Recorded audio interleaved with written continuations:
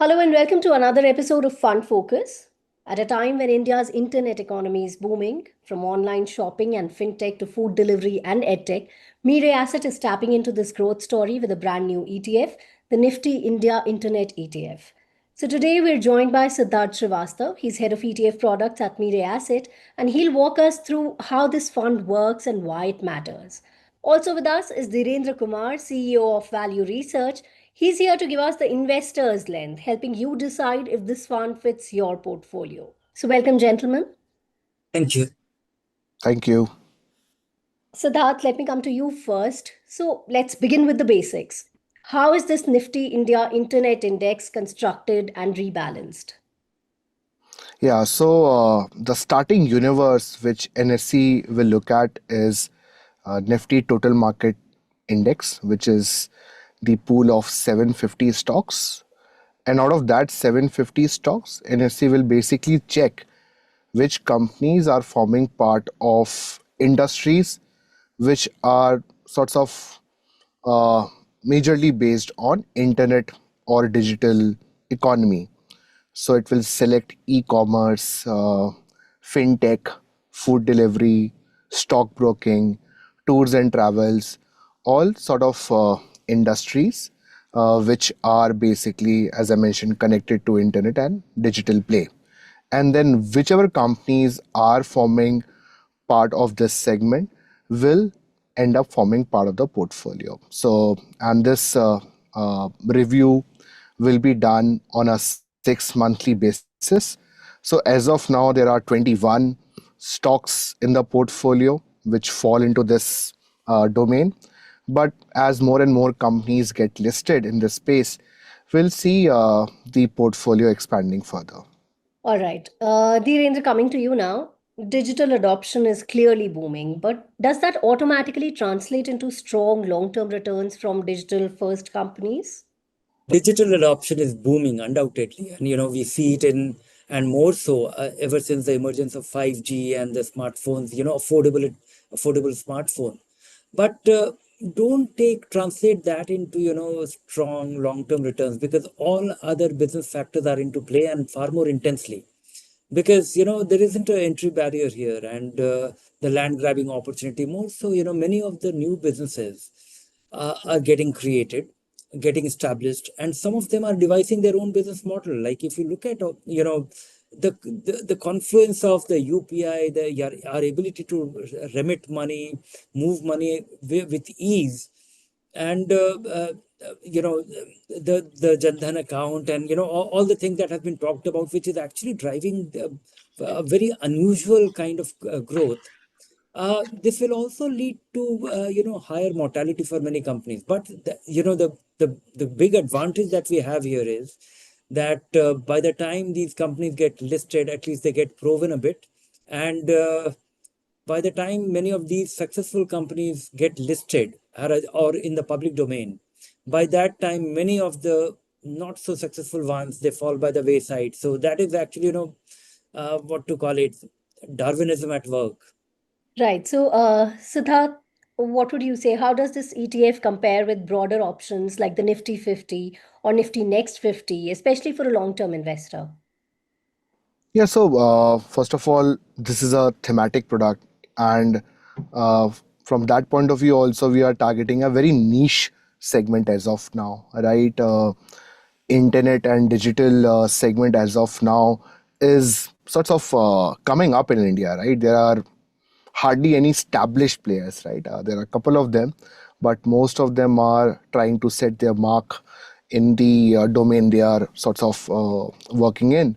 So within theme, I'll say this is possibly higher risk even compared to other themes, and holds a lot of potential, right? Because this is something which is coming up. There is no doubt in next 7, 10, 15 years, a lot of our life will get more and more dependent on digital and internet marketplaces or segment. So from a construction point of view, as I mentioned earlier, it consists of 21 stocks. Most of these companies are fairly new, hence they will exhibit higher risk. potentially higher opportunities also. But here the top stock is capped at 20%. If you look at the portfolio, it's a bit top heavy compared to, let's say, a Nifty 50, which is still a bit more diversified. So when you compare it with a normal market cap based product, I think you are looking at completely different risk and return potential, and you are seeking to target a very niche theme, which we hope is going to sorts of boom in India in coming years and coming decade. And we hope obviously that this portfolio is right way to go about capturing that potential. Right. So while Siddharth did mention that it's a very niche theme, higher risk, higher potential, Dhirendra, what do you think? How should investors think about the risk reward balance in a thematic ETF like this one? One is that, investors should look at it, if you really understand and appreciate that one should be investing in these high growth businesses, which will, catch Indian consumers' imagination. That is what the whole, consumer internet play is all about. I think then most investors should consider it, one should, expect it to be risky, very volatile. It will also be, it will also carry the mortality risk. Many of these companies will fall by the wayside after 3 years, 5 years, because they are, many of these companies, they have been very lucky with the capital, and they will survive. And if they are unable to make a case for themselves, a strong business case for themselves, or being relevant for for their customers or their consumers, they'll fall by the wayside. But at the same time, being an index fund where things will be substituted, it will be churned, there'll be rebalancing. If you are looking at this as an interesting sector, as a promising sector, consider investing in this kind of fund meaningfully.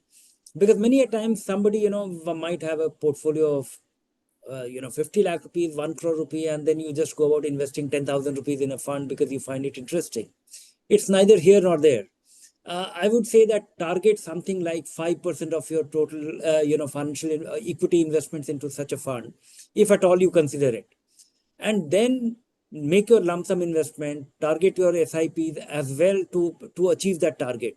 And only if you are prepared for the, big ups and downs, this will be hugely rewarding, and it will also be extremely volatile.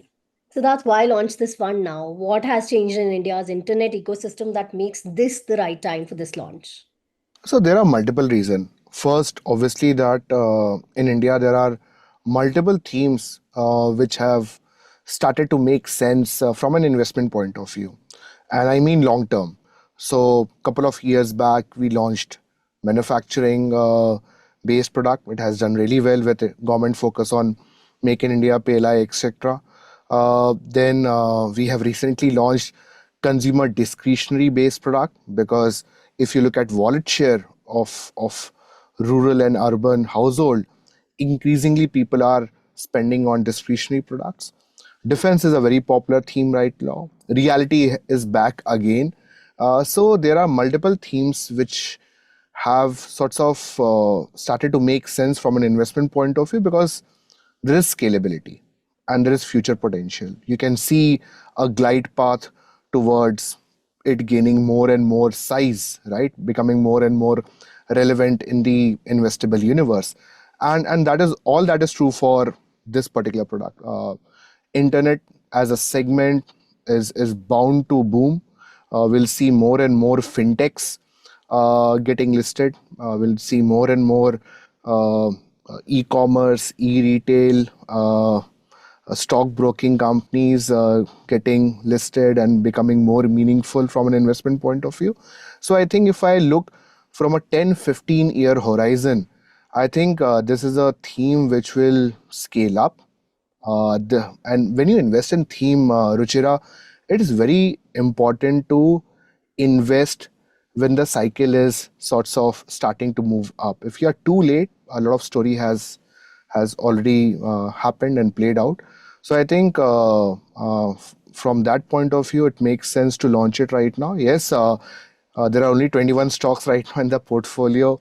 Probably we can talk about valuations at individual stock level, and some of them might look inflated. But then again, we are talking from a investment horizon which is longish, right? And if you are willing to stay invested for long term, invest meaningfully in this theme, then I think it makes a lot of sense right now.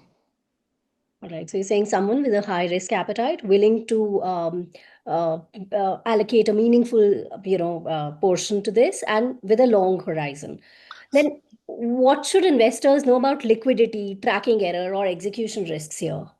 Yeah, so I'll also like to draw parallel before I answer this question to what has happened in global tech economy also. I think you can draw parallel with what US tech ecosystem was 20, 30 years back, where China was 15, 20 years back, and where Japan and Korea was, right? And I think in India, the tech setup is sorts of booming right now. So yes, I think look at risk and reward, which is associated with what happened in those geographies, and also you can probably look at what you can expect here, both from a risk and opportunity point of view.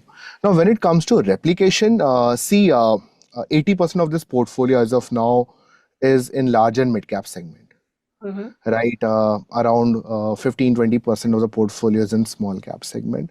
Typically, we don't foresee any issue in terms of underlying liquidity, because when I'm looking at top stocks, you're looking at Zomato, Nykaa, Info Edge, etc. Fairly liquid stocks, and they have the maximum weightages in this portfolio. So while the tracking error and performance won't be equivalent to, let's say, a Nifty 50, a Sensex, or a mid cap product, because those are broad market, typically tracking error, difference, etc. performance is always better there. But while here it will be slightly elevated, but I don't see any problem in terms of liquidity, because we are sticking to top 750 as a universe, and there also the stocks are selected and weighted as per the market cap criteria. All right, Dhirendra, final word from you now. What's your view? Should this be a core portfolio or just a satellite allocation? I think, core or satellite, it should be a meaningful allocation. Because, it might look like a satellite allocation for somebody who is not aware, or who has not thought through the implication of such a product, the mainstream, because we are in a very early stages of, or we can say that we are in a state of infancy for this kind of this industry, or if this dimension of an industry, because this is not a sector. This is all pervasive. It will be actually connect. It will have connection with all other industries, various industries.